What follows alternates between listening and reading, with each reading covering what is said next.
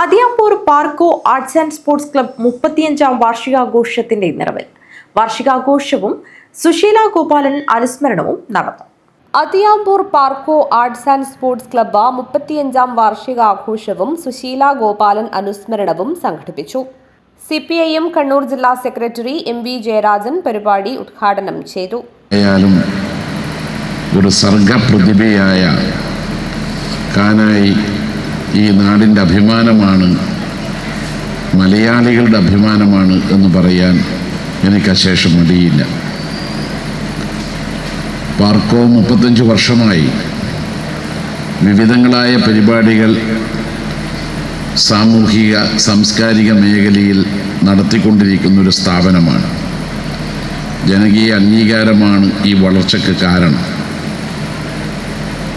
ഇത്തരം സ്ഥാപനങ്ങളാണ് ഗ്രാമങ്ങളുടെ കെടാവിളക്കായി മാറുന്നത്. നമ്മുടെ നാട് വിവിധങ്ങളായ പ്രശ്നങ്ങളെ അഭിമുഖീകരിക്കുമ്പോഴാണ് ജനങ്ങളോടും നാടിനോടും പ്രതിബദ്ധതയുള്ള സ്ഥാപനങ്ങൾ അനിവാര്യമായി മാറുന്നത്.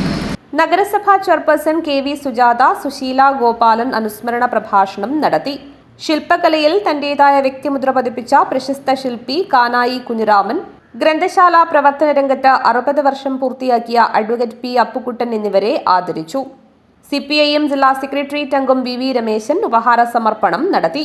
വിവിധ മേഖലകളിൽ കഴിവ് തെളിയിച്ച നാട്ടിലെ താരങ്ങളെ CPIM Kanhangad area secretary advocate K. Rajmohan അനുമോദിച്ചു.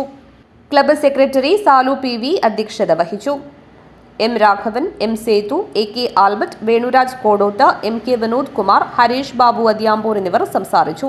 ക്ലബ്ബ് പ്രസിഡന്റ് രസിക് AK സ്വാഗതവും B. ഗംഗാധരൻ നന്ദിയും പറഞ്ഞു. News bureau, Kanhangad.